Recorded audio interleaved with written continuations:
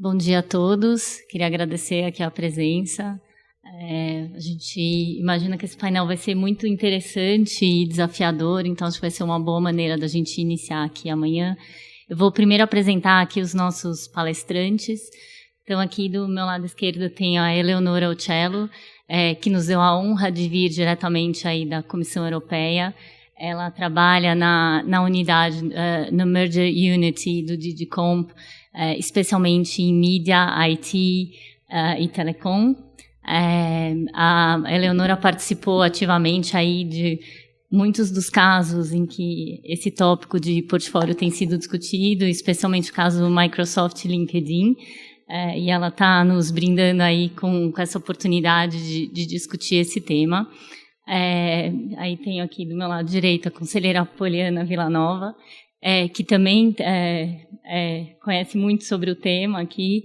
A conselheira, muitos de vocês conhecem, participou ativamente aí no caso VEG e TMG, em que essa discussão foi feita, como relatora do caso, mas também participou de outros casos que foram apreciados aí pelo tribunal, e posso citar Bayer Monsanto, em que esse tópico também surgiu. E tenho aqui também à minha direita o Nuno Alvim. O Nuno é economista da RBB, atua aí na área concorrencial em diversos casos. O Nuno também atua em casos em que houve essa discussão, tanto no âmbito da Comissão Europeia quanto perante a autoridade portuguesa, inclusive atuou no caso AB InBev mais recente, em que essa discussão foi realmente levantada, mas outros casos de telecom em que, apesar de não ter o nome de portfólio, a discussão é muito similar, aí também veio nos dar a visão econômica. Então, queria agradecer a todos aqui. Olhando, a gente foi montar o painel, fiz alguns questionamentos aí para todos os palestrantes. Eu tenho certeza que muitos deles a gente ainda não tem as respostas, mas foi muito mais uma provocação. A ideia é que a gente faça também ao final um debate aí, escutar perguntas e comentários de todos da plateia. Acho que a gente estava discutindo essa manhã. A gente tem muita impressão de que no Brasil a gente ainda está engatinhando nesse tema, ainda não se discute muito, mas ao levantar os casos que o CAD já discutiu o assunto, ainda que sem profundidade, a gente notou que nos últimos 10 anos existiram 15 atos de concentração em que o tema foi discutido, ainda que seja em um parágrafo.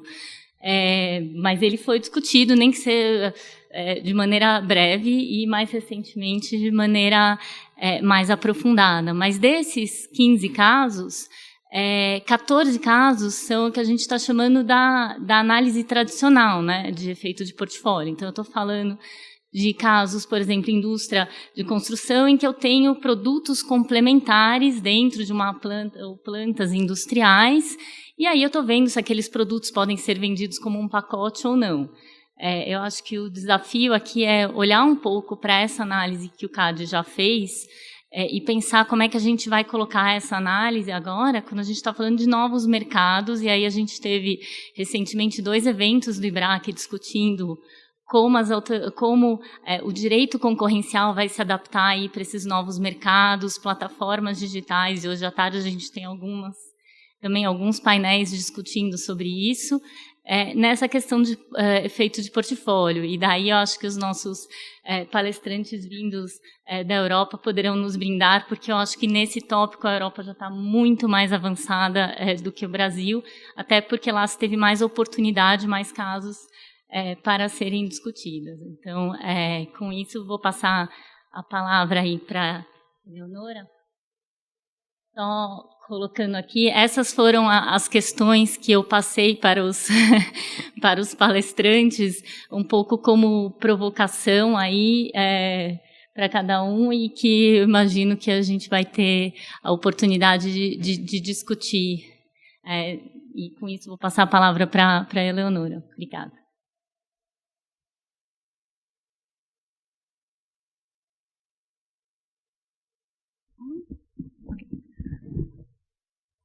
Thank you very much, Renata, and thank you to IBRAC for inviting me. here and be able to talk to you about the European Commission experience with respect to conglomerate mergers.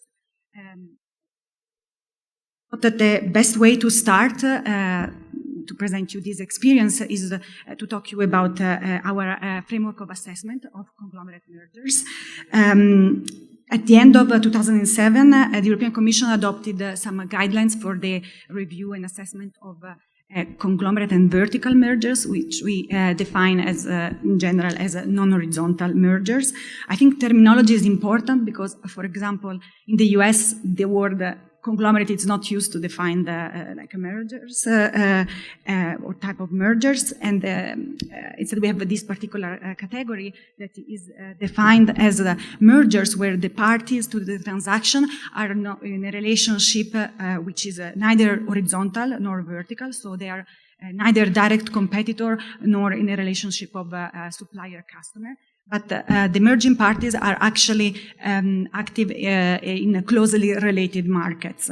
And this is particularly the case when two companies supply products which are complementary, or when they supply a range of products which are normally purchased by the same customer and for similar end uses. The guidelines set a general principle whereby non-horizontal mergers, so also conglomerate mergers, in principle are less likely to raise competition concerns compared to horizontal mergers. And this is for two main elements. The first is that the elimination of direct competition that we have on horizontal mergers here is absent, at least in a mergers which is purely vertical or conglomerate, and there are no other horizontal aspects. And then another point, which was also mentioned yesterday in a previous panel in relation to vertical mergers, also in conglomerate mergers, there are substantial room for efficiencies brought about by a transaction. In particular, conglomerate merger by offering the possibility to customers to purchase a portfolio of products from the same supplier offer the benefit of a one-stop shop. And there are also possibility of discount and in general the possibilities of economies of scale and scope which could then also benefit consumers. However, there are instances in which it's possible to identify competition concerns, also in relation to conglomerate mergers. And in our guidelines, there are two main ways in which a conglomerate merger can give rise of competition concern. This could be unilateral or coordinated effects. However, there is no practice that I am aware of in relation to conglomerate coordinated mergers, so I will focus the rest of this presentation on unilateral effects.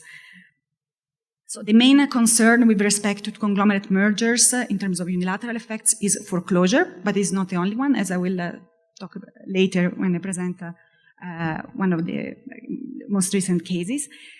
What does it mean in this context? Foreclosure is a reduction of the ability and the incentive of competitors to compete as a result of conducts that aim at leveraging a strong market position of one of the parties and then post-transaction of the merged entities in one product market into another product market. And this could be done through different type of conducts like tying, which can be technical or contractual, and pure bundling or mixed bundling. When we assess the conglomerate effects, unilateral effects in a transaction, the type of analysis that we perform is a three-step analysis based on the analysis of the ability of the merged entity to foreclose its competitors in a substantial way, the incentive to engage in this conduct, and then an assessment of the likely effects on competition. There are, let's say, some safe harbors in our guidelines. So to give rise to a risk of competition, the merged entity needs to hold a significant degree of market power, which does not necessarily amount to dominance in one of the market, which are closely related. In particular, the guidelines say that it is unlikely that we would find a competition concern where the market shares in the, let's say, market where market power is leverage, the merged entity has a market share below 30%, and when the concentration level HHI is below 2,000, sorry. Nonetheless, in some cases, we have looked at the possibility of conglomerate concern also when these thresholds were not met. So when market share, for example, below 30%, because we have received complaints by third parties, which were, for example, indicating that the products that the merged entity would have had in its portfolio post-transaction was a must-have, or it would have likely become a must-have in the near future. And so in, let's say, post-transaction environment. As to the evidence that we have used to substantiate our cases or to dispel concern, I would say that the main instrument that we have used are submission by third parties, and actually these, in particular from my unit dealing with the IT issue, these are very important tools because these are very highly technical markets, and when conglomerate effects come into play, especially, for example, in the form of technical tying, you need to have expertise in the technical functioning of the market that it's difficult to quickly acquire in the time frame of a merger. So this has been a very useful piece of information, and also internal documents from the parties, which are increasingly a bit in all investigation of the Commission related in all type of theories of harm, but also in particular in conglomerate effects, very important. Instead, so far we haven't used any particular technical economical tool to assess this effect, like for example, instead in the assessment of horizontal mergers. So now I would like to talk to you a bit about, in, let's say, general terms, different cases where we have looked into conglomerate issues, and I would like to give you some numbers in this respect. So this table, I want to show you the various cases where the Commission has adopted a decision where the conglomerate links between parties has been taken into consideration. So I took a time frame from 1st of January 2013 till basically last week.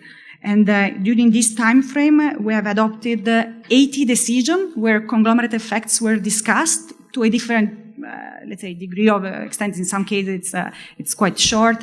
Maybe there is a couple of more where we have basically said that despite there were some, no, here it doesn't come into play, so I didn't put in this statistic. And this number should be compared to around 440 decisions, non-simplified, so the number would be even greater if we put in to consideration the simplified decision, that the Commission has adopted over the same time frame. So 80 cases where conglomerate effects were discussed, over 450. Please note that in these 80 cases, many times there are also horizontal effects or vertical effects being discussed. So not all these cases are purely conglomerate. Only in 5 of those cases, we have found concern based on conglomerate effects, and the remedies has been required and offered by the parties to gain clearance. So we have no prohibition based on conglomerate effect, but 5 enforcement cases based on remedies. These are Dentsply Sirona, Worldline Equens PaySquare, and Microsoft LinkedIn in 2016, and then Broadcom Broadcade from last year, and Qualcomm NXP, which has been adopted earlier this year. We should compare, though, this number of 5 enforcement cases to the overall of the enforcement cases of the Commission. Actually, this percentage is very low. I think over the same period, so 1st January 2013 to last week, we had 87 notified concentration where we undertook an enforcement action, either prohibition or remedies were needed. So it's a very low percentage compared to the total. Going back to the list of cases, as you can see, I tried a bit to split them up by sector.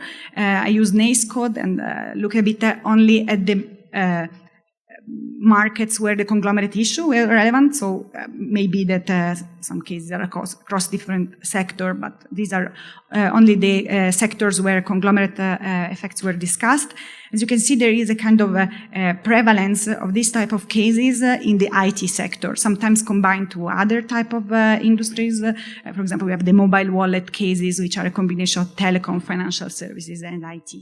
So in this sector, there are a lot of conglomerate effects being discussed, and also the enforcement is greater, because 3 of the 5 cases where we required remedies related to IT. I then tried to make some other type of, let's say, segmentation, maybe a bit more arbitrary, because sometimes, especially the distinction between product and services is difficult, especially in the IT sector, because, for example, there are some services that could be defined product if they were not digitalized. So in that case, let's say I put a tick in both boxes. So you can see you have a product and services, and also for B2B, B2C, there are cases which are a bit mixed. Again, this is related to the markets where conglomerate effects were relevant and discussed. The majority of the cases you can see related to B2B, product or services, and in particular to products. So the markets where the portfolio effects, as Renata was calling, or anyway, the conglomerate links were relevant, were related to the provision of products. If we zoom into the IT sector, you see how it would look like. And the cases in bold are the one where we had enforcement, as I mentioned earlier, and I will focus now my presentation on this and try to provide you a bit an idea of the theories of harm that we have assessed in these cases. So the first case is indeed the one where I had the honor to be part of the case team. It is a case that is interesting for several aspects, but in particular also because we had conglomerate effects being discussed. Microsoft and LinkedIn are companies that I think do not require a lot of presentation, and also many of their products are not, but maybe something which is not known to everybody, because, for example, I didn't know before starting this investigation, is that Microsoft actually was also active in the provision of a piece of software called Customer Relationship Management software, CRM software, Dynamics, where we had a quite small market share.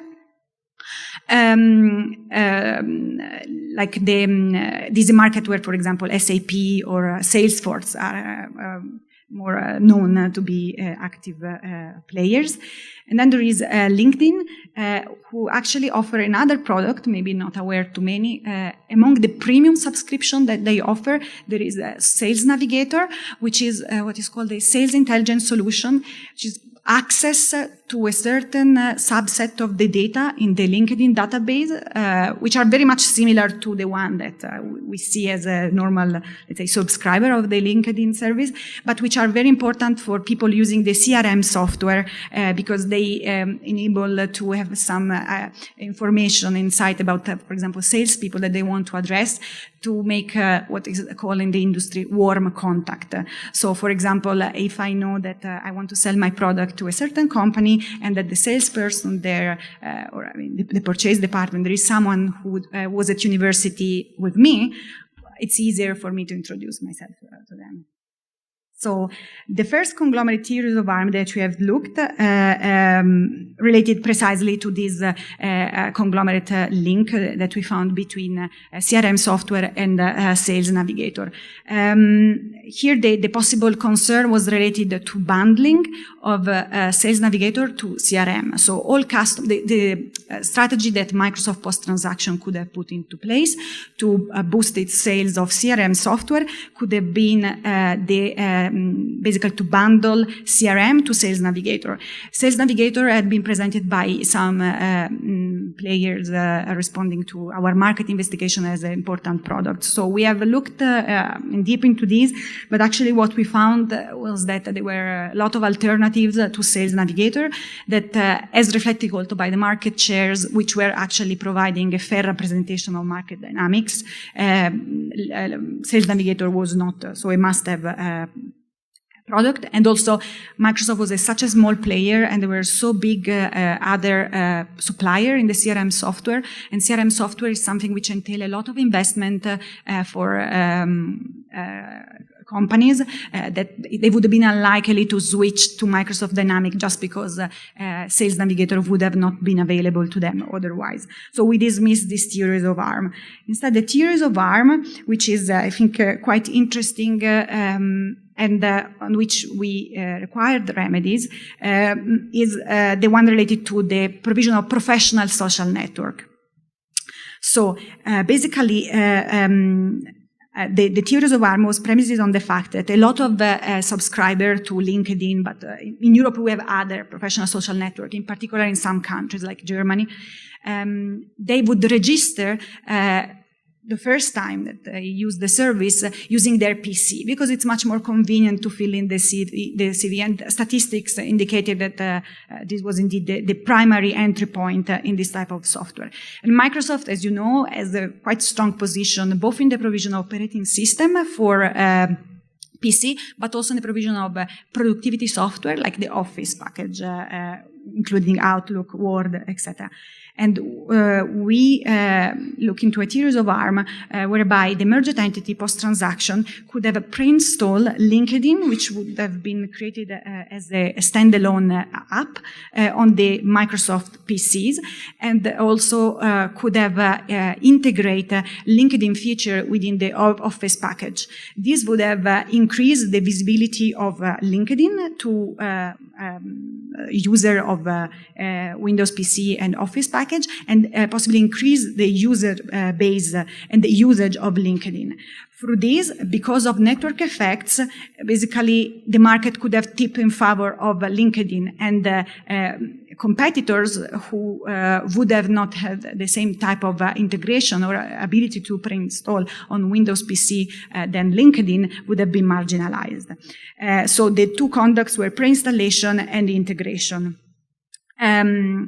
The remedies that Microsoft gave to us to let's say dispel this concern are indicated in the slide. Maybe I don't go that much in detail because they are quite specific, but were behavioral remedies for a duration of 5 years, because we saw that there was still a growth in the mobile usage and also registration, so that a longer duration seemed to be unproportionate, because PC are important today, but they are likely not to be in the future.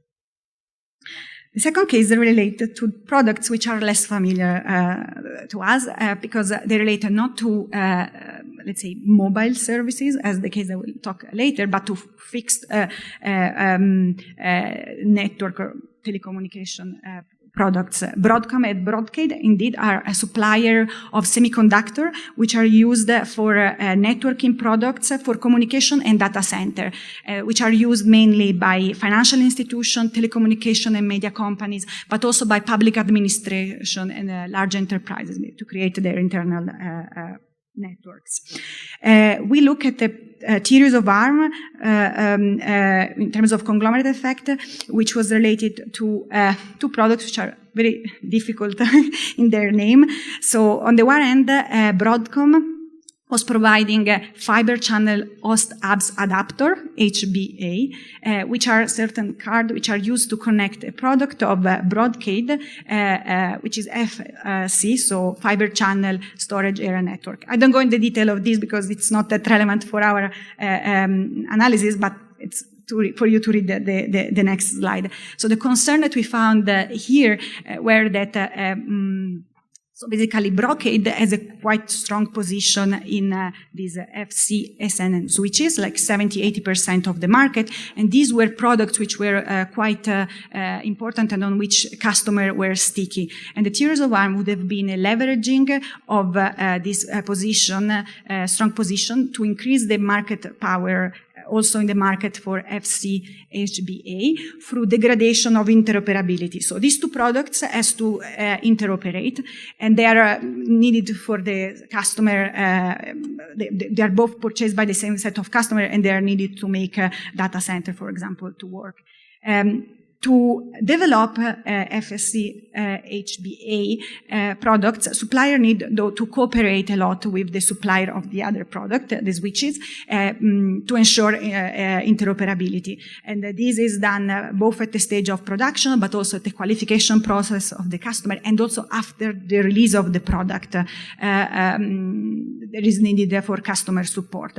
So whilst we didn't find a binding concern, because the two products are not bought at the same time, still there was a problem if by denying interoperability and so cooperating, Broadcom would have strengthened the position in both products. Also because the HBA product were much more profitable, the margin were much higher there. Linked to this, there was also a concern of possible misuse of confidential information and leakage, because precisely in this cooperation process aimed at reaching interoperability, the suppliers, competitor of Broadcom in the HBA market, had to share information with Brocade, and this could have been used in the merged entity in an anti-competitive manner. There were also other conglomerate effects discussed in this case, but they were dismissed. In terms of remedies to fix the problem that we had identified, again, we have behavioral remedies. One, to ensure interoperability, and maybe one which is interesting because it's not something that we often accept, but in this case was deemed to be the proportionate and good solution, a kind of firewall, so to ensure confidentiality. Then here, the last case, which was decided earlier this year, involving Qualcomm and NXP. These are also supplier of semiconductors, but for the mobile industries. In particular, Qualcomm was found to be a dominant player in the supply of LTE, so 4G technology baseband chips, which are put on a smartphone device to ensure communication between the device and the telecom network of their operator. So they are an essential piece of equipment that has to be put in the smartphone devices. Same, on the other hand, NXP was instead a leading provider with a significant degree of market power, but we didn't find dominance in the supply of two other set of chips, which are very important nowadays for the supply of services such as, let's say, financial transaction made by the mobile phone. And these are NFC, near-field communication, and the secure element that are basically storage space in the mobile phone, which ensure that the confidentiality of, for example, financial information is preserved. Instead, we found that NXP was dominant in a technology which is linked and need to be enabled in an NFC and SC chips, which is MyFare, which in Europe is basically a dominant technology used in the fare collection for the mobile transport. So the majority of the cities in Europe which allow this, let's say, payment through the mobile use this technology. We assessed a number of conglomerate links and possible effects in this transaction. The one on which we retained concern were all related, and this is an interesting element of this transaction, also on the exploitation of the IP rights that both the parties own, because both Qualcomm and NXP had a large portfolio, in particular with respect to NFC patents. So the first concern was a mixed bundling, whereby the various chips, so the LTE baseband chips, NFC and SC chips, could have been sold together at the discount prices to customer.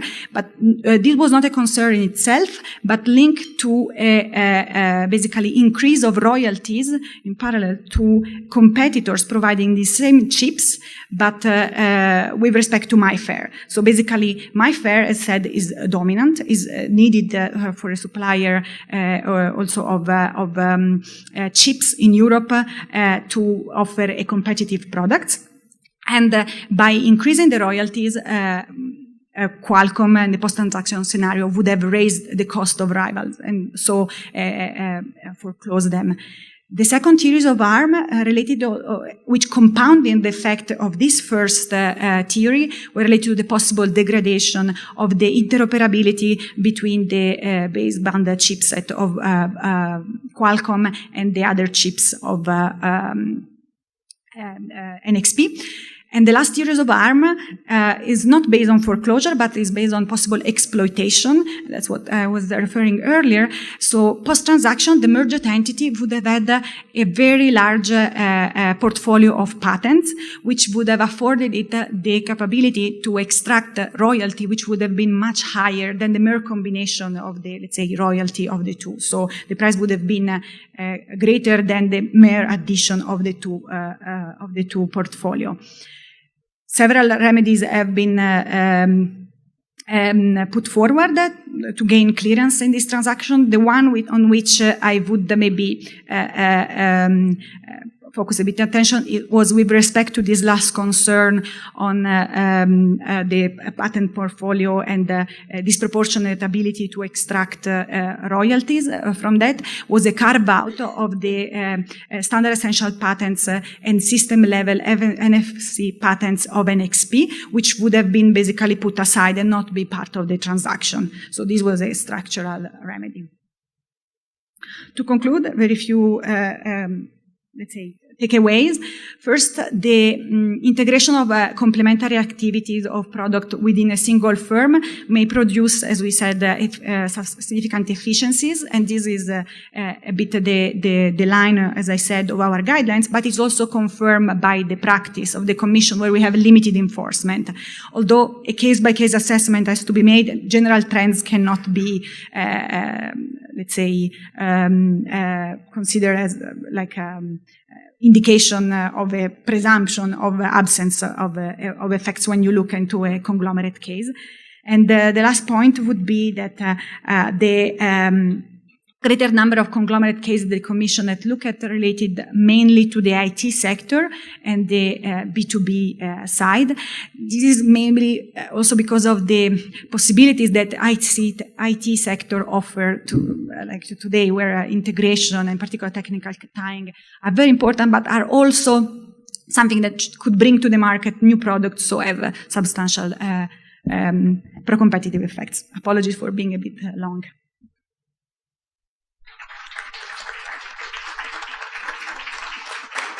Thank you, Eleonora. Eu já vou passar a palavra agora para a conselheira Poliana. Imagino que, assim como eu, vocês devem ter uma lista de questões aí para todos, então vamos dar continuidade. Obrigada, Renata. Bom dia a todos. Primeiramente, eu gostaria de agradecer ao IBRAC pelo convite, em nome do Márcio, da Renata. Gostaria de agradecer também a verdadeira aula dada agora pela Eleonora, que realmente não só confirmaram grandes dúvidas minhas, como as aumentaram. E a ideia aqui, no âmbito do CAD, é fazer uma abordagem histórica, e eu me permito fazê-la de forma histórica em razão do nosso time, que é diferente tanto da comunidade europeia quanto dos Estados Unidos, enquanto os Estados Unidos, desde a década de 60, já faz uma análise do efeito portfólio ou dos conglomerados, e aí a questão de definição, enfim, que ainda há uma certa divergência. A União Europeia, ao longo dos últimos anos, especialmente desde a década de 90, tem feito análise de diversos casos.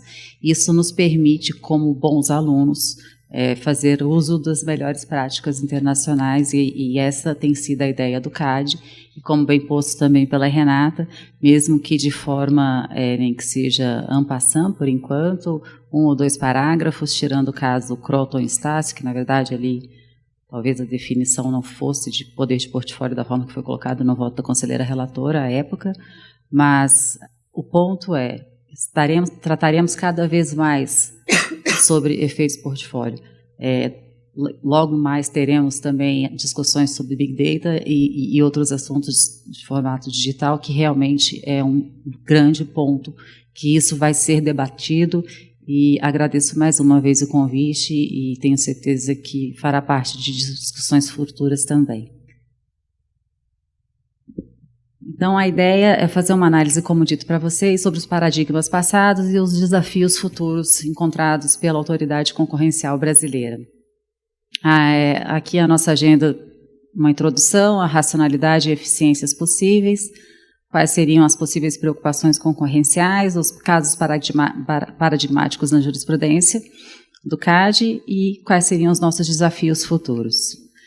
Um disclaimer inicial, que as opiniões aqui são apresentadas são pessoais e não refletem necessariamente o posicionamento institucional do CAD. Sendo assim, não poderei falar de nenhum caso que esteja em andamento, infelizmente. Espero tratá-lo futuramente, assim, quando terminado. Como eu disse no início, há uma questão terminológica sobre o poder de portfólio e as grandes consequências desse poder de portfólio, que são as operações envolvendo conglomerados. No âmbito brasileiro, o efeito do poder de portfólio ele foi inserido em 2016 no nosso guia de análise de atos de concentrações e também como feito pela comunidade europeia no âmbito especialmente de efeitos unilaterais. É uma concentração de direitos. Aqui no caso brasileiro nós fizemos uma análise de marcas, especialmente no ano de 2016, que eu passarei para vocês também terem uma visão geral do caso e quais foram os remédios propostos à época. A preocupação, cenários de escopo, o poder de portfólio ele é responsável, sim, por reduzir os custos de transação. E aqui eu permitiria dar 2 passos atrás, até por ser um tema relativamente novo no Brasil, permito-me mais uma vez frisar, relativamente novo, fazendo o primeiro caso em que houve uma grande discordância entre comunidade europeia e Estados Unidos, que foi o caso GE e Honeywell, no ano de 2002, enquanto os Estados Unidos aprovou a operação e a União Europeia, à época, reprovou a operação. E feita essa análise comparativa, que para o Brasil, ao longo dos anos, é muito boa essa análise comparativa, que nos permitem fazer uma análise do que deu certo ou do que não deu certo e tentar fazer um mix do melhor possível, as always. Mas o grande ponto que eu vejo na questão desse caso especificamente é que os Estados Unidos, desde a década de 60, já faziam uma análise dos efeitos de portfólio, enfim, considerados por eles como conglomerado, em lato sensu, e ao longo dos anos eles chegaram à conclusão de que, na verdade, as eficiências superavam muito os custos de transação e não seria correto, na verdade seria ilegal, inadequado uma autoridade antitruste negar uma operação, rejeitar uma operação fazendo uma análise com tempo muito longo. Isso seria um tanto quanto prejudicial e perigoso, ainda mais se tratando de ambientes, isso se comprovou ao longo dos anos, um ambiente extremamente dinâmico. E eu tenho certeza que esse nosso diálogo depois vai fazer uma ponte muito interessante com Big Data e os avanços digitais presentes e futuros. Nesse ponto, só fechando a questão da análise de Honeywell, o grande foco, a principal diferença entre Estados Unidos e a União Europeia, a Comunidade Europeia, foi a posição dominante, enquanto os Estados Unidos fez uma definição diferente da Comunidade Europeia. E o ponto mais divergente foi a questão da eficiência da operação à época. E esse é o foco central, ao meu ver, do poder de portfólio. Se as eficiências superam os custos de transação, e caso a caso, conversávamos antes do painel, né, Leonora, em que realmente o famoso depende, e aqui se encaixa perfeitamente o caso a caso, e eu acho que teve uma preocupação que é importantíssima, e tem um texto da Silvia, que ela retrata muito bem isso, e eu acho que esse deve ser o ponto central da autoridade antitruste brasileira. Uma análise muito cuidadosa, muito criteriosa dos efeitos. A regra da razão, ela realmente tem que estar em mente do julgador antes de qualquer reprovação ou inclusão de remédios um tanto quanto, às vezes, inadequados e não só inefetivos. A racionalidade, as eficiências possíveis, e aí que eu permaneço só fazendo uma forma geral para vocês, é a redução dos custos de transação na produção, no fornecimento e varejo dos produtos da companhia. A detenção de portfólios ela pode reduzir o custo de transação dos distribuidores e varejistas, pois passam a lidar com apenas uma empresa detentora de diversos produtos e marcas. Isso a gente pôde checar nos casos brasileiros ocorridos. Reduz o relacionamento com vários fornecedores, os quais, em tese, aumentariam os custos de transação, que é um ponto que sempre tem que estar como foco da autoridade antitruste. e tendo claramente a eficiência sendo repassada ao consumidor. Essa racionalidade e as eficiências possíveis, eu gostaria de destacar que é equânime, não só nos Estados Unidos, quanto na comunidade europeia e no Brasil. Eu acho que, se houverem divergências, são pouquíssimas, não há grandes distinções. Quais seriam as preocupações concorrenciais? E aqui eu vou passar de forma mais rápida, até porque a professora Leonora ela já destacou muito bem, que é o estímulo à prática de condutas anticompetitivas, como o bundling e o tying, a dificuldade de uma entrada efetiva de novos agentes, com fechamento de mercado na cadeia de fornecimento e varejo. Esse também foi um dos pontos, à época, na reprovação da Operação Estácio e Croton, que a barreira à entrada foi um fator realmente muito importante para a reprovação da operação à época, e o prejuízo da capacidade de rivalização dos concorrentes presentes no mercado. E aqui eu gostaria de destacar, na frente eu passo a detalhar quais seriam essas reduções capazes de impossibilitar a rivalização. Então, quais são os requisitos que a autoridade antitruste deve considerar para fazer a análise de casos que envolvam o poder de portfólio? É a presença do poder de mercado, e como muito bem posto pela Eleonora, não necessariamente essa presença de mercado seja potencialmente gigantesca. Né? Houve análise de um caso em que o poder de mercado não era tão grande, mas que impactaria de forma importante em outras esferas. E a existência de complementaridade, também muito bem posto já pela Eleonora, de produtos, seja pela ótica, ponto de vista dos consumidores. Aqui, o Padilha e Renda, em 2003, eles fizeram um estudo muito interessante, eu permito-me só pontuar quais seriam as possíveis razões para o fechamento de mercado com o efeito de portfólio. O ato de concentração ele deve estar inserido em mercados oligopolistas, são devido às elevadas barreiras à entrada, ausência de condições aos concorrentes para ofertar um portfólio semelhante ou incapazes de competir com um portfólio mais enxuto, a ausência de poder de barganha dos compradores com a empresa fusionada e a expectativa de dano a longo prazo, ela deve superar o ganho de bem-estar dos consumidores, as eficiências da operação, que também tem como foco não só a comunidade europeia, mas também os Estados Unidos. Em síntese, no tocante ao poder de portfólio como um todo, em termos conceituais, e quais têm sido as preocupações brasileiras, da autoridade brasileira, ao meu ver, é a aplicação da regra da razão, uma vez que podem gerar efeitos benéficos e maléficos à concorrência, e isso deve haver claramente a ponderação. Tem que se analisar as condições de entrada no mercado, market share, as respostas dadas pelo mercado, um eventual aumento de preço, se a eficiência repassada para o consumidor inicialmente é menor do que os custos gerados após a eliminação da concorrência. A análise de existência de key brand ou must-have brand também, especialmente quando tratarmos, enfim, no futuro próximo, tocante especialmente a dados digitais, e o risco de ganhos de eficiência no curto prazo, mas com a eliminação da concorrência futuramente e possibilidade de exercício da posição dominante. Aqui eu permito-me destacar alguns casos da jurisprudência do CAD.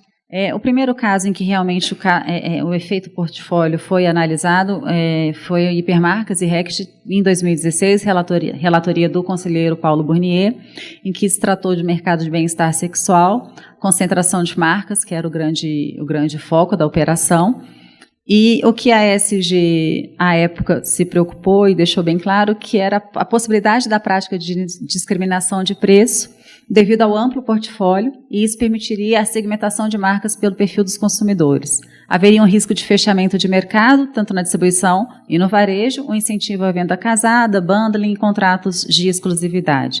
Como vocês sabem, foi aprovada com a celebração de ACC com remédio estrutural, que foi a alienação da principal marca de um dos segmentos do mercado relevante, e há críticas com relação a esse remédio estrutural, em que alguns estudiosos entenderam que referido remédio foi muito além do que deveria ter ocorrido no caso, que o efeito do portfólio, no caso concreto, não permitiria, na verdade o mercado ficou até menor em um determinado segmento com esse remédio. Então, há críticos com relação a esse remédio brasileiro. Croton Estácio, acho que esse caso é um dos mais recentes e muito debatido ao longo do ano de 2017, no qual a conselheira relatora Cristiane Alckmin, pena não estar aqui presente, que poderia dar uma aula para vocês, ela está no outro painel, conversávamos mais cedo, que é a segunda vez que isso acontece, mas a gente ainda vai conseguir ouvir uma outra e trocar boas ideias. E, enfim, a Cris ela fez uma análise de conglomerado, em termos conceituais, eu não vou aqui detalhar, mas ela fez uma análise da regra da razão e chegou à conclusão de que todos os pontos, tanto altas barreiras à entrada, necessidade do adquirente ser provável entrante no mercado e a futura entrada hipotética, teriam significativo efeito pró-competitivo para ela.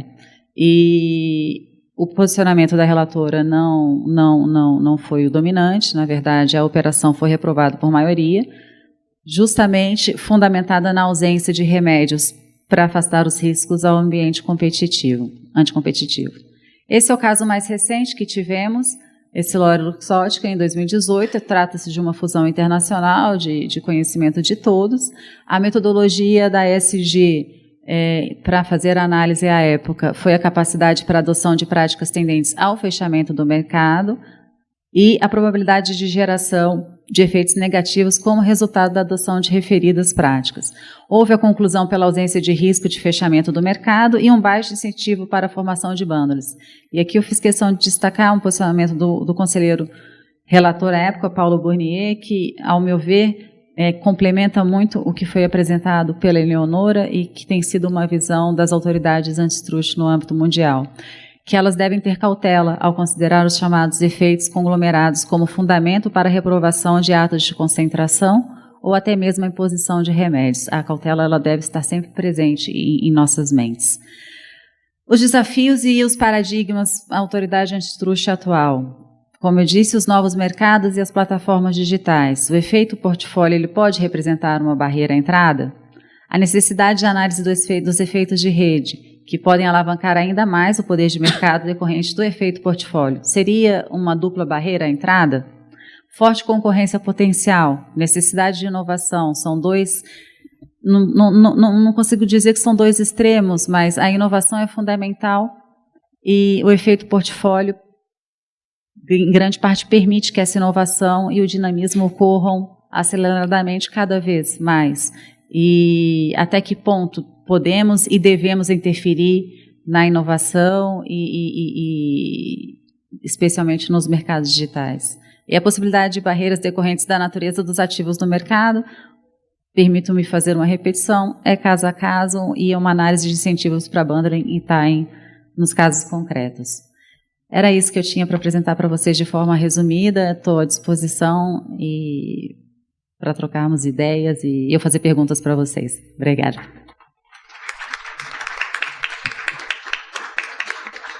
Obrigada, conselheira Poliana. Vou passar agora a palavra para o Nuno, que vai nos explicar do ponto de vista econômico aí, o que nós temos de estudo e de argumentação nessas questões aí. Bem, muito obrigado. Primeiro ponto, agradecer muito o convite e a presença aqui. O segundo ponto é, eu sei que o meu português é estranho. Por isso, se houver alguma dificuldade, eu posso passar ao inglês sem problema nenhum, incluindo aí, porque eu percebo que seja mais difícil para quem está a trabalhar. Terceiro ponto, é um bocadinho difícil falar a seguir às autoridades, porque eu sei que os advogados não gostam muito de ouvir os economistas e gostam muito de saber o que é que as autoridades têm na cabeça. Por isso, vou tentar dar os meus insights de uma maneira muito rápida. Eu não sei se...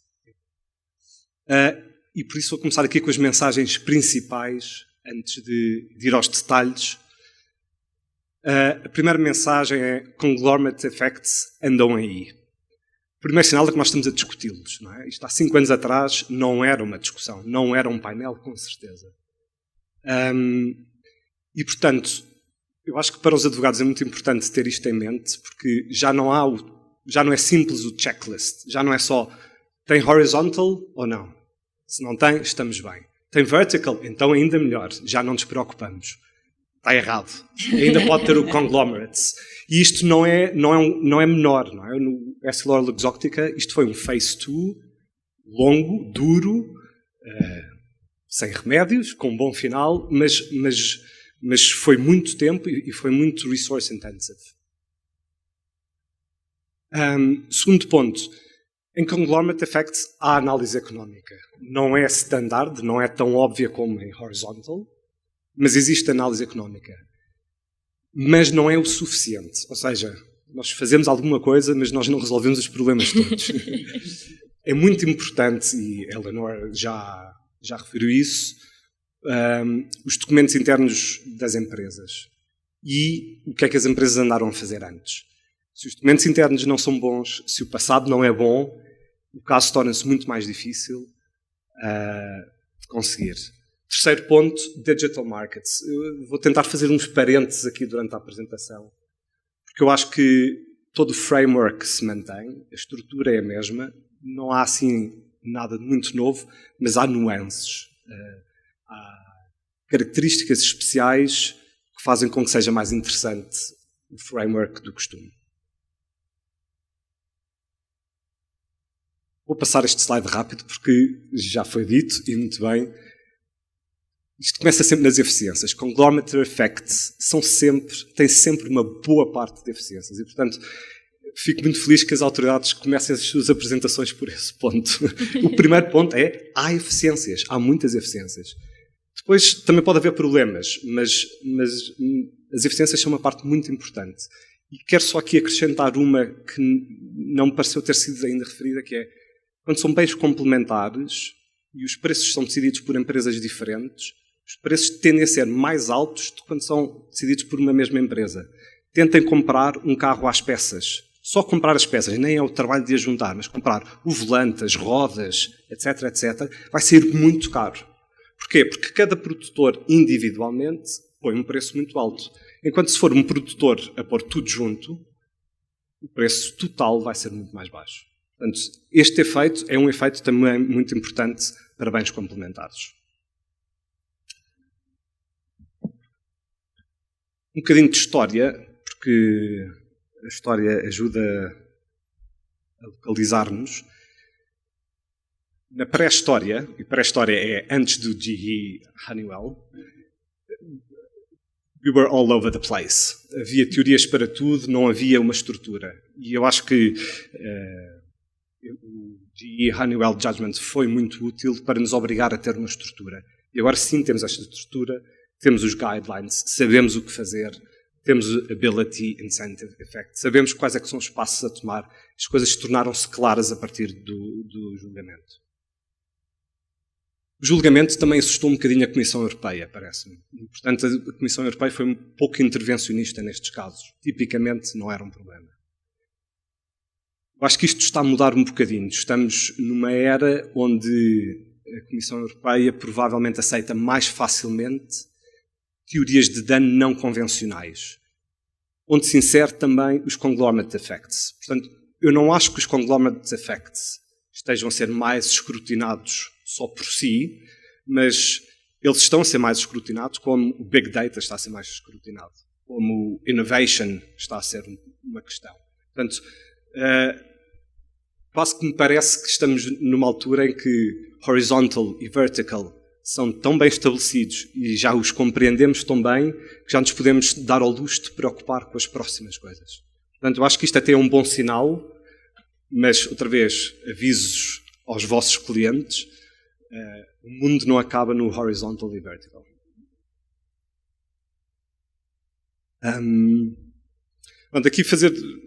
Vou fazer isto rápido, porque isto já foi aqui dito pelos meus colegas. As típicas preocupações são mixed bundling, pure bundling ou tying, e depois interoperability. E eu pus isto em crescendo de preocupação. Mixed bundling, à partida, é só uma palavra diferente para há preços mais baixos. Os consumidores continuam a poder comprar individualmente, têm preços mais baixos e, portanto, e muito bem, dentro da Comissão Europeia, se o problema for só este, já estamos no bom caminho. O problema seguinte é um bocadinho mais difícil de convencer, porque os consumidores deixam de ter a opção de comprar o produto individualmente. E esta perda de opção é um bocadinho mais exigente. Na EssilorLuxottica, a preocupação, por exemplo, seria que quem quisesse comprar os óculos de sol da Luxottica tivesse que passar a comprar as lentes também. E não havia a opção de comprar só as lentes para quem estivesse interessado. Finalmente, ainda mais preocupante, são os problemas de interoperability. Não é? Fazer com que o meu chipset da Qualcomm comunique pior com os de terceiros para que os da NXP tenham maiores vendas. Portanto, esta terceira preocupação é mais forte porque é técnica, porque é tecnológica, não se desfaz simplesmente comercialmente. Enquanto as outras duas, sim. E isso aí eu percebo que haja aqui uma preocupação maior.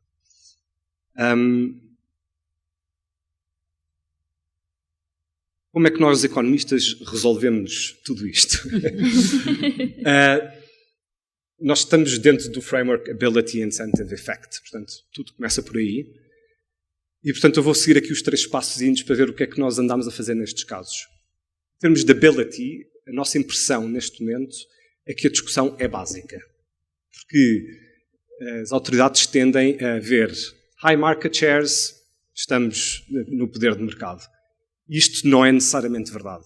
Por exemplo, na Luxottica, os óculos de sol da Luxottica, de facto, são marcas muito reconhecidas e há países onde o market share é bastante alto. Mas isto não quer dizer, necessariamente, que depois a Luxottica tenha poder de mercado.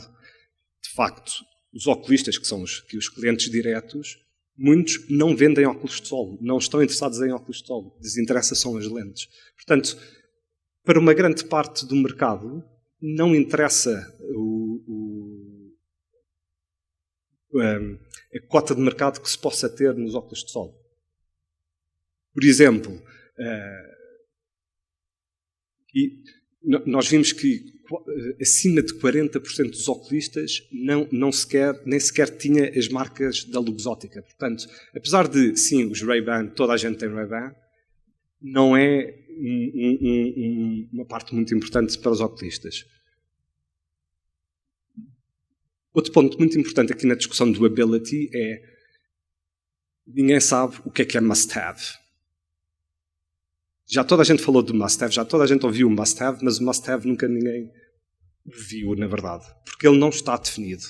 Isto é um jargon de business people, portanto, vai aparecer nos internal documents imensas vezes, não tenho nem dúvida, mas nem advogados nem economistas sabem o que é must-have.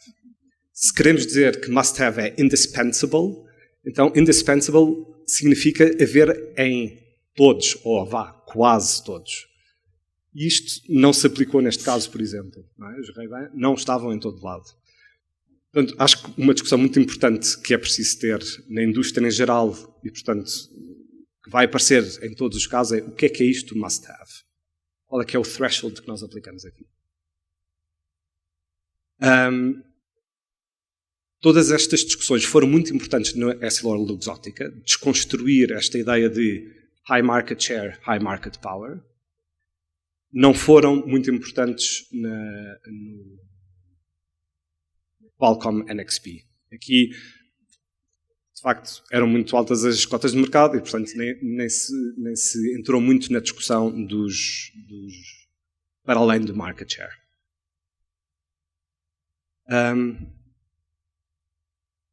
No próximo ponto, incentive.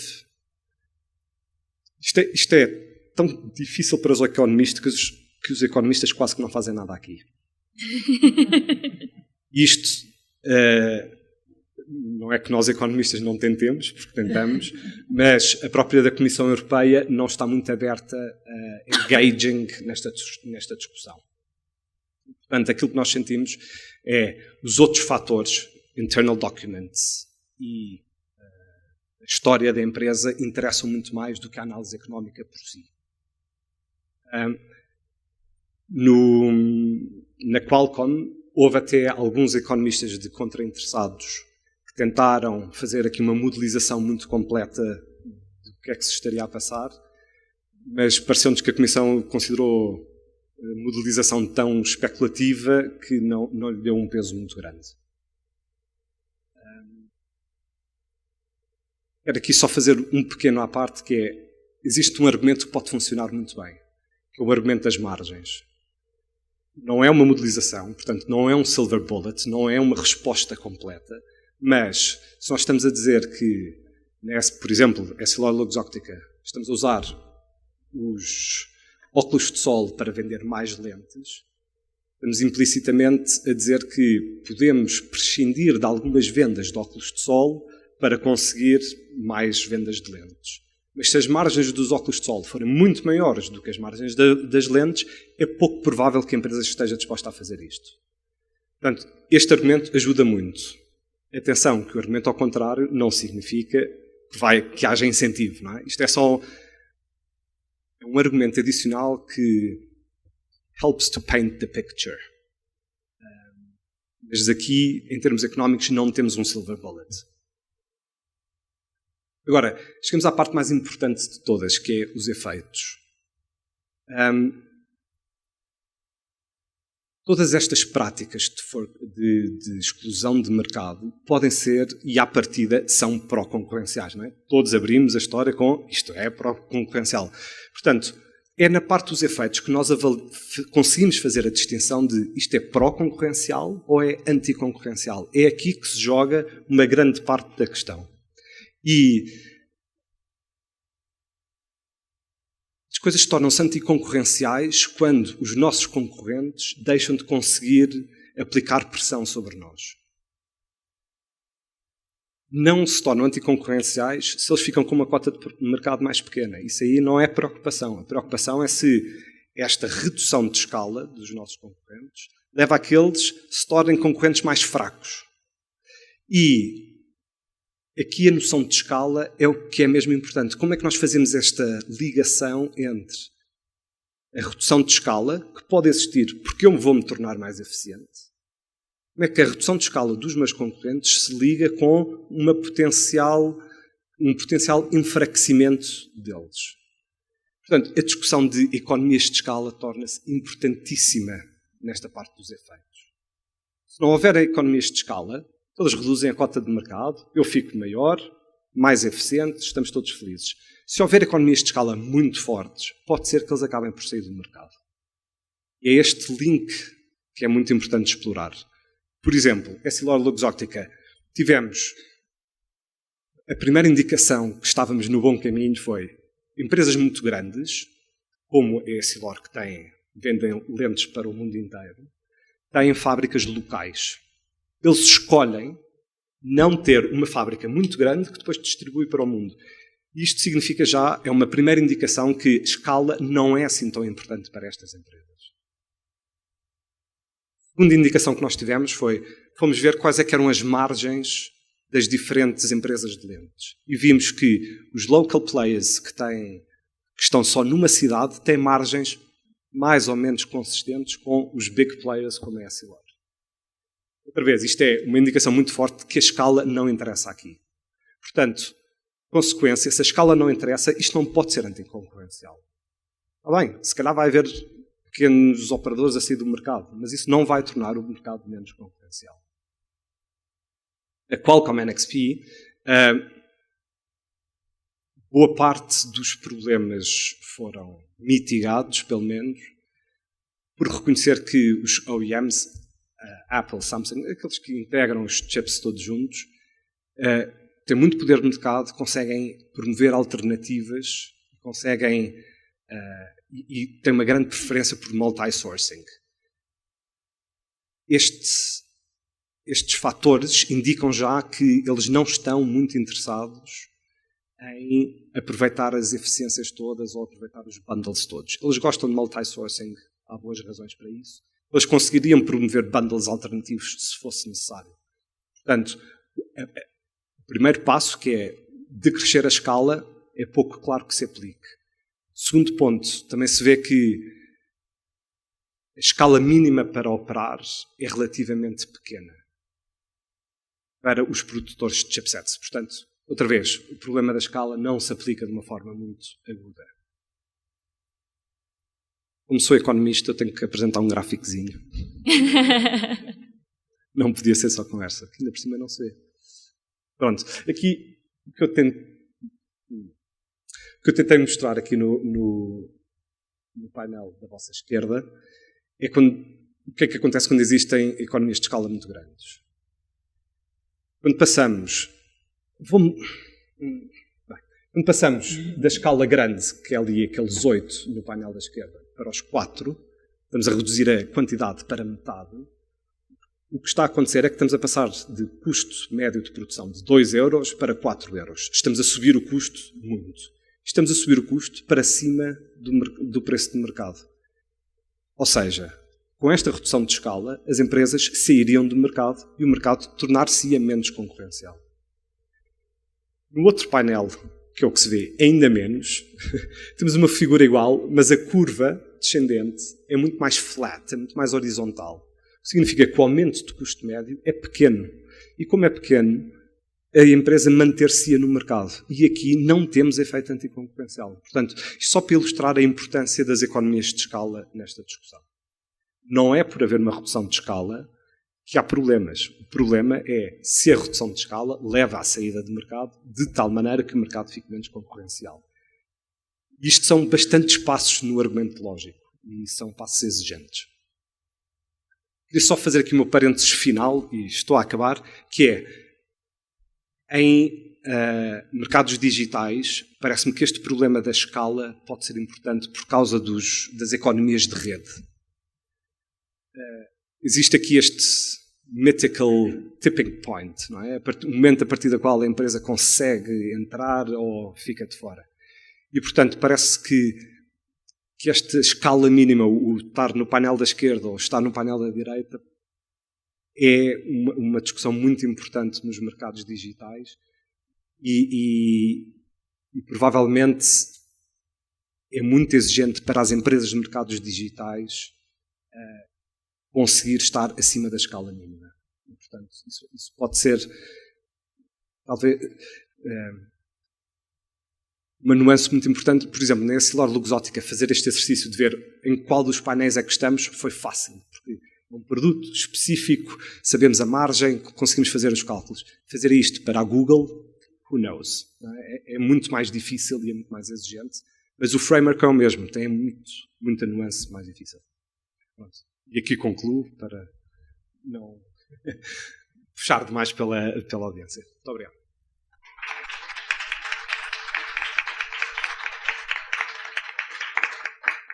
Obrigada, Nuno. Eu queria abrir para questões, eu tenho algumas, mas acho que vamos começar pela audiência, Mauro.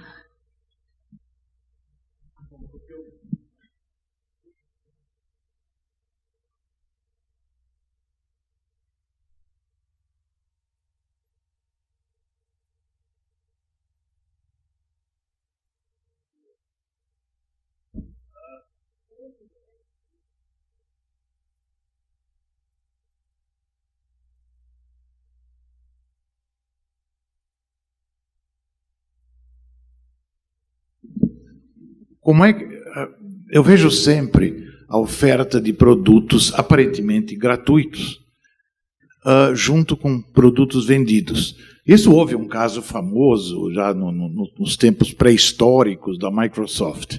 Mas como é que isso influencia o efeito conglomerado? Como é que isto pode, como é uma espécie de bundling, como é que isso pode influenciar o efeito conglomerado?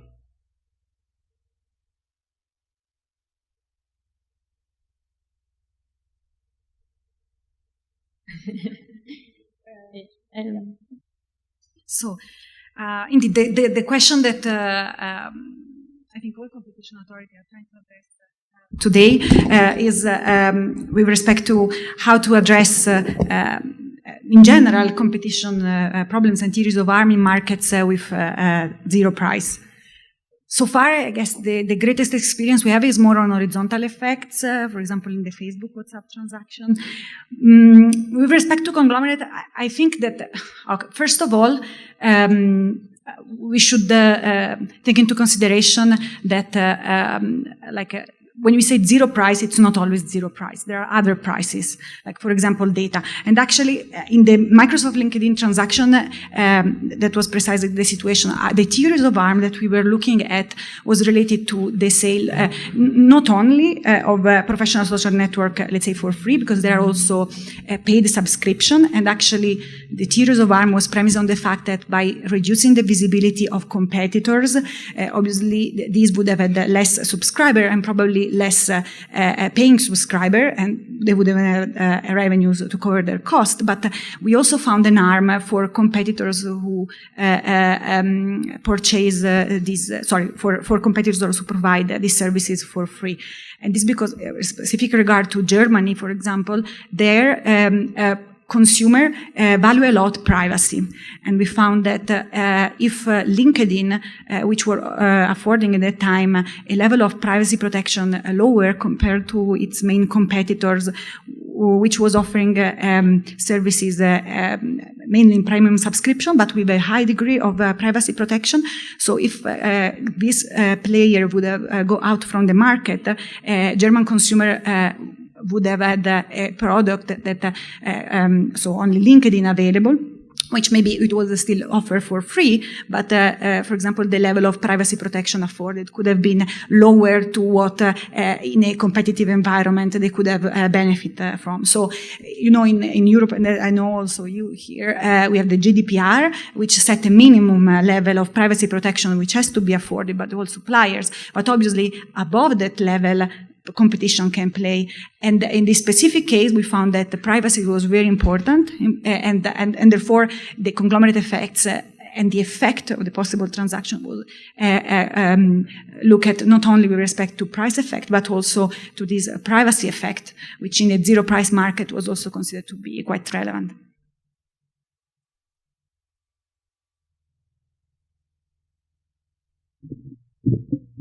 Obrigada, Dr. Mauro. Eu só gostaria de reforçar o que a Eleonora acabou de sustentar. E realmente, there is no free lunch.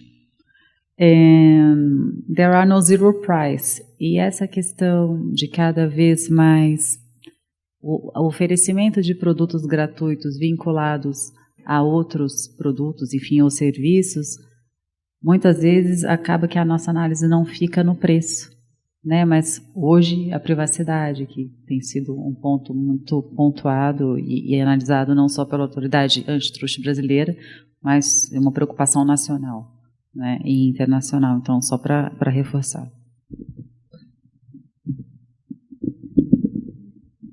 Eu gosto muito de não haver free lunch. Os economistas fizeram alguma coisa bem.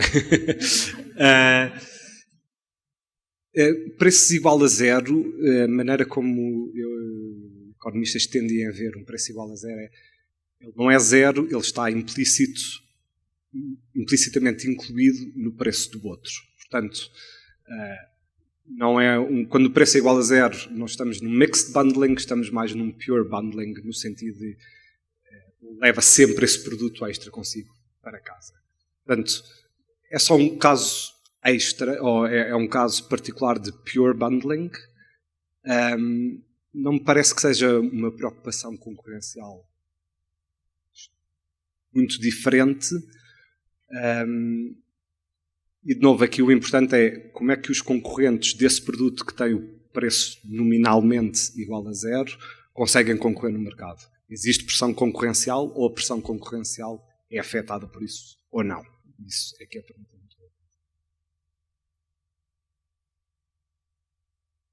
Mais uma pergunta, Lauro?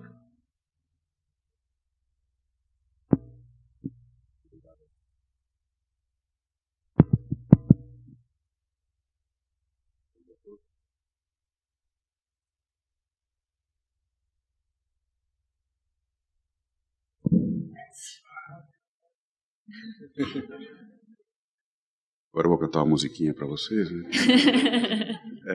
Bom dia a todos, obrigado pela palestra. A minha pergunta para a mesa basicamente se relaciona ao antitrust e o data protection. Na realidade, hoje, o antitrust não sabe como tratar o data protection, mas me parece, eu queria ouvir a opinião de vocês, que toda a legislação recente de data protection está servindo ou servirá para reduzir o poder de portfólio, especialmente nessa nova economia ou nas plataformas digitais. Então, qual a opinião de vocês? Efetivamente, a data protection é um mecanismo de defesa contra o poder de portfólio do âmbito, do aspecto concorrencial ou antitrust?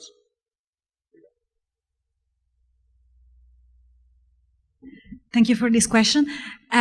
It's a pity that we haven't published the Apple Shazam decision, which is the latest decision which deal with this topic. But already Microsoft LinkedIn, we have some issue in this respect. So I will make reference to that.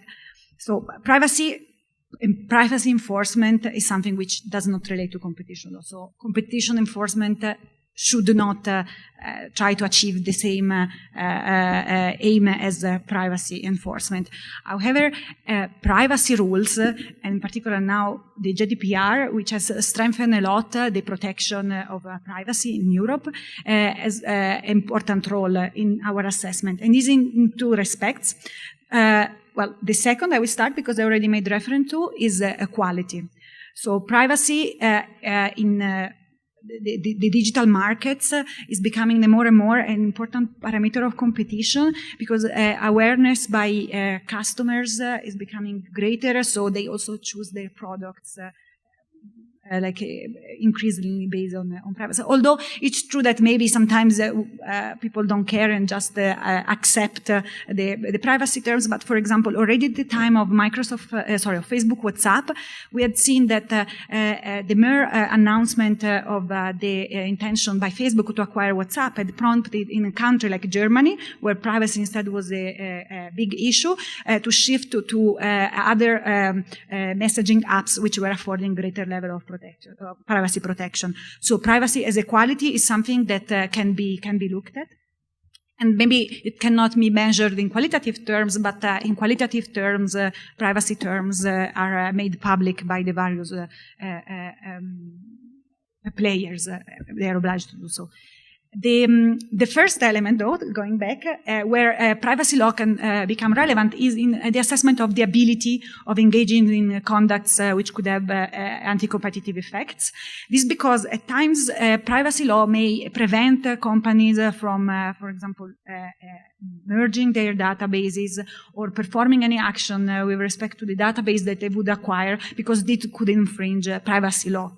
This is not something new and related to the data protection. It's not only data protection for example, already in the Google double-click decision, also Microsoft LinkedIn, there are also contractual restrictions. For example, let's think about the provision of cloud services. The cloud provider, let's say, enter into an agreement with its customer and it has to protect the confidentiality, not only the privacy, but the confidentiality of the data. So it couldn't read through this and create a better product in that respect. So the element of privacy can enter into play in the assessment of the ability to undertake conducts.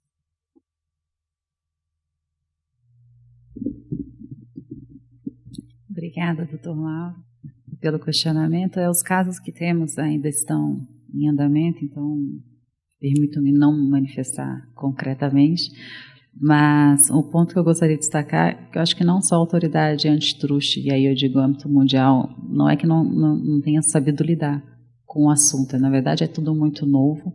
Eu lembro a Ana Frazão, em uma aula do livro do Manuel Castos, em que ele fala que hoje tudo é em rede e que ainda não nos atentamos em relação a isso.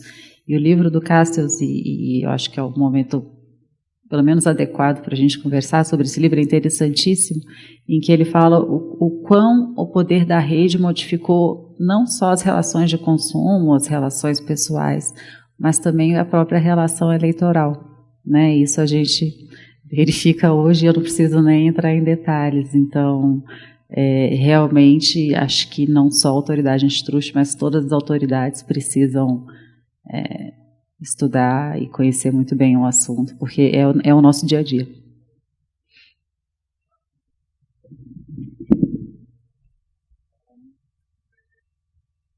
A mim parece-me que a proteção de dados não é um indicador-chave na discussão concorrencial.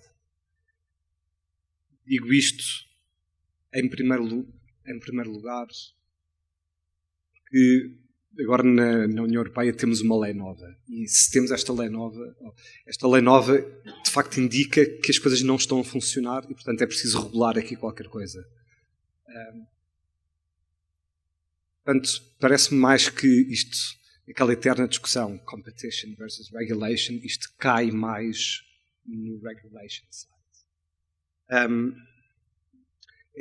Quase que parece que existe aqui uma externalidade de não andarmos a saber tudo sobre todos, que alguém tem que tomar conta desta externalidade e isto é um regulador que tem que resolver. Em segundo lugar, também me parece que estes parâmetros, concordo perfeitamente com a Eleanor quando diz que isto é um parâmetro de qualidade, mas parece-me que isto é um parâmetro de qualidade que, pelo menos por agora, ainda não tem muita importância para o consumidor. O nível do serviço prestado parece que é muito mais importante nas preferências dos consumidores que o data protection. Portanto, existem motores de busca que não guardam dados nenhuns, ainda assim Google é a preferência de todos. Portanto, não me parece que ainda seja um fator que este fator de qualidade em particular seja o suficiente para ter, ou suficientemente forte para ter um impacto muito grande na avaliação concorrencial. A qualidade é importante, mas parece-me que este não é o primeiro da lista. Há outros fatores.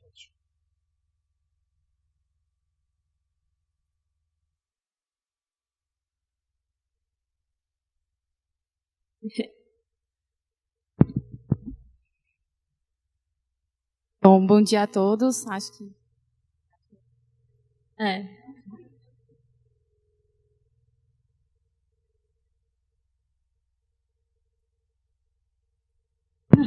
o castigo.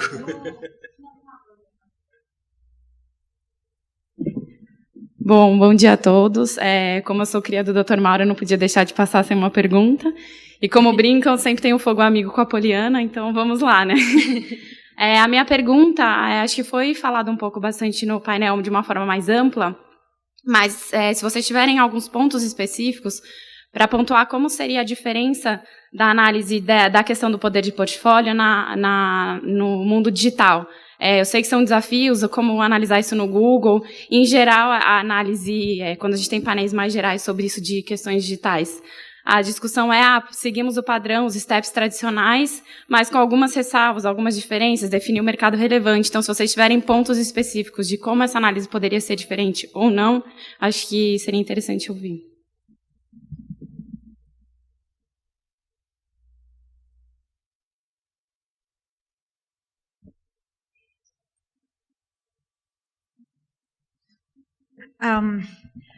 I think that so far the main difference maybe in our analysis has been in the complexity when analyzing tying, technical tying. For example, in Microsoft LinkedIn, I might say that there are some very technical aspects that I didn't make a reference to, but for example,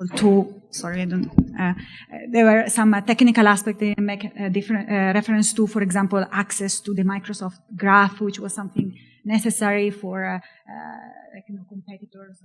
They afforded the same level of integration. So a lot of aspects which has to be taken into consideration to make something work, and this can then be very relevant if we ask and then we receive remedies for the assessment of these. So in this respect, it's quite complex. Then maybe in reference to contractual aspects, so far, the Qualcomm case and also the Broadcom case, there was an interoperability point, but which is this technical. Then for contractual, I think that so far it was pretty much something standard. Maybe in the Qualcomm, but because of the specificity, there was a layer more about IP. So, but it's still some contractual elements which are quite similar so far about traditional cases. That being said, so we consider our guidelines so far, I think, a tool which is useful for the assessment of mergers in the digital world. Maybe a point where we may need a bit more expertise, it's on the technical side, but for example, we know our commissioner has appointed free advisors on this technical issue, including a data scientist, because, I mean, these aspects can become very relevant. There are some competition authorities that I think have a chief technology officer or something like this, because the difficulties lie there rather than in the legal, let's say, aspects, where I think that our practice and our legal standards are quite okay.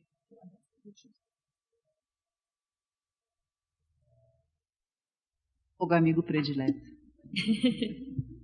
Não, brincadeiras à parte, Carol, o que eu acho, além que realmente a gente fez de forma muito mais geral, né, sobre esses pontos, é porque tem casos em andamento e eu acho que essa análise do poder de portfólio, ela não é que nem o Nuno destacou. Há fases em que a gente já tem 3 fases em que podemos analisar e agora com essa análise algumas inclusões, né, no mercado digital.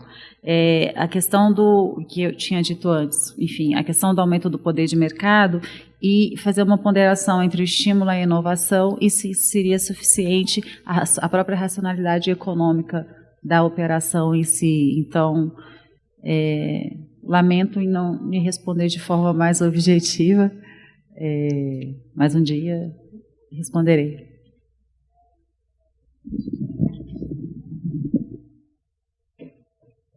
É uma pergunta muito boa, mas muito difícil de responder. Porque é difícil ser geral. Talvez o geral e prático ao mesmo tempo. Talvez que nestes 3 passos, Ability, Incentive, Effect, onde eu se calhar vejo que seja consistentemente especial o digital, é o Ability, quando temos esta noção de tipping point, não é? Temos network effects e a certa altura ficamos ótimos. Temos uma cota de mercado muito grande e isto só reforça a nossa posição no mercado.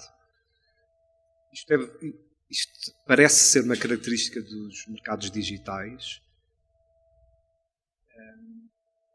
mas aqui eu gostava de apontar senão se temos este tipping point para nos tornarmos fortes, também temos este tipping point para nos tornarmos fracos. Mercados digitais, no estágio em que estamos hoje em dia, onde ainda existe muita inovação, é muito importante. Atrás havia o Hi-Fi, depois havia outras redes, depois morrem e isto evolui de uma maneira muito rápida. E, portanto, as empresas, mesmo que sejam muito grandes e mesmo que tenham uma cota de mercado muito grande e até possam ter algum poder de mercado, estão sempre restringidas pelo medo de serem o próximo high five. E, portanto, aqui parece-me que no mercado digital a ligação cotas de mercado a poder de mercado ou pode ser particularmente fraca por causa deste medo de perder a posição. Será que o Facebook é assim tão importante? Hoje em dia já. Há quem diga que não é? Que as novas gerações já não ligam ao Facebook. Portanto, se calhar aí este medo do Facebook faz com que ele seja especialmente agressivo, especialmente concorrencial e tente comprar o WhatsApp e tente fazer alguma coisa para evitar isto. Pronto, eu acho que isto é assim o único aspecto geral e ao mesmo tempo prático dos mercados digitais. Obrigada. A gente tem tempo para mais uma última pergunta, Marcelo. Achei ótimo a gente partir da premissa, acho que em todos os palestrantes, de que a gente está no reino de grandes benefícios para o consumidor quando a gente fala de portfolio effect. A gente está sempre falando de redução de economias de custo de transação, redução de custo de transação para o consumidor. Quando a gente fala de mix bundling, você está falando de descontos, ou seja, redução de custo, benefício para o consumidor. Mesmo a economia de rede, às vezes a gente fala como se fosse uma coisa ruim, quando, na verdade, a rede tem mais valor quanto mais gente ela tem para o consumidor. Por isso que ele vai para ela. Então, às vezes você tem múltiplas redes concorrendo, gera menos bem-estar para o consumidor do que você ter uma grande rede por isso que as pessoas migram, porque elas querem estar na rede em que todos estão. Então, é só para isso como pano de fundo, mas a conselheira Poliana tinha levantado a questão da divergência entre Estados Unidos e Europa, histórica, começando lá no caso da de Honeywell, que foi uma divergência violenta até, a gente via os debates entre eles eram acalorados, era uma coisa muito, muito pessoal. Ela diminuiu muito, mas ela continua, em um certo sentido, inclusive no cálculo da habilidade, que é a primeira perna do teste, para ver se pode haver algum engano ou não. E a gente ouviu a comissão indo na linha de que, mesmo abaixo de 30%, eu posso ter problemas, enquanto que as decisões nos Estados Unidos, que são muito menos e muito mais cuidadosas, falam em monopoly or near monopoly. Você vai ver no Lundbeck, eles falam isso. Então, para eles, eu não vou ter preocupação de portfólio em níveis médios. Eu não vou encontrar poder de mercado suficiente para me preocupar, a não ser que seja lá para cima. Vai ser um ponto interessante para ver onde o Brasil vai estar. A gente já flutuou mais numa linha americana, depois foi para uma linha mais europeia, mas me preocupa vendo decisões recentes do CAD fazendo referência à presunção legal de 20% de posição dominante de novo, algo que o CAD usa muito pouco, ainda bem, mas está na lei, em vez de usar como um safe harbor, de repente usar a partir daqui, eu presumo posição dominante, o que gera uma inversão do ônus da prova. Quer dizer, é uma pergunta para a conselheira se isso é algo que vai acontecer. E para entrar num outro ponto que foi levantado também, que me causa preocupação, que é a questão do must-have. Quer dizer, eu já colocou a dificuldade de definir isso. Isso surgiu no caso do S-Global, a gente discutiu isso também com o CAD. Não tinha nenhuma evidência disso, mas em outros casos isso pode ser uma preocupação, novamente, que pode levar até um desincentivo à inovação. Se eu desenvolvo um produto que as pessoas querem ter, e é um want to have, não um must have, isso quer dizer que eu vou ser obrigado a ter restrições por conta disso? Até que ponto uma lente Ray-Ban, por ter sido bem sucedida, obriga a que a empresa faça ou não faça alguma coisa porque os consumidores a querem? O indispensable é um essential, e aí você começa a entrar numa outra seara do antitrust com essential facilities, e a gente está vendo isso acontecer também, ou não? Estou só jogando algumas questões aí para a mesa para a gente terminar.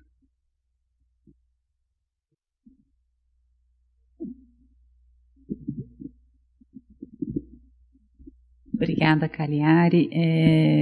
Na verdade, há sim decisões recentes do CAD em que se faz uma presunção de poder de mercado limitado em 20%, mas eu acho que o grande ponto é que o market share ele é um instrumento para aferição do poder de mercado. E a gente deve partir daí, sendo um instrumento para aferição e a partir daí seguir toda uma análise.